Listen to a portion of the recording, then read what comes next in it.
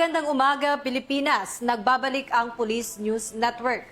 Patuloy na nagsisidatingan ang ilang individual sa kahabaan ng Commonwealth Avenue sa Quezon City. Ito ay kaugnay pa rin sa ikalimang sona ni Pangulong Ferdinand Marcos Jr. Kasabay nito patuloy ang Philippine National Police sa pagpapaigting ng seguridad sa naturang pagtitipon. Nagsimula ng magsidatingan at magtipon-tipon ang mga mamamayan sa iba't ibang bahagi ng kahabaan ng Commonwealth Avenue ngayong umaga, Hulyo 27, kaugnay ng mga aktibidad at seguridad para sa ikalimang State of the Nation Address o SONA 2026 ni Pangulong Ferdinand Marcos Jr.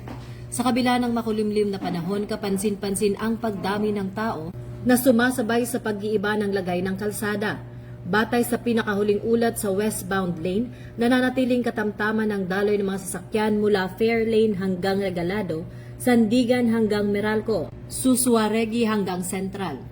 Samantala, sa bahagi ng Techno Hub hanggang Pilcoa ay naitala na ang katamtaman hanggang sa mabagal na daloy ng trapiko. Upang matiyak ang kapayapaan at kaayusan sa mahalagang kaganapang ito, nakatutok at masigasig na nagbabantay na ang Philippine National Police sa buong lugar sa pamamagitan ng pag-deploy ng mga tauhan para sa traffic management, crowd control at pangkalahatang seguridad ng publiko.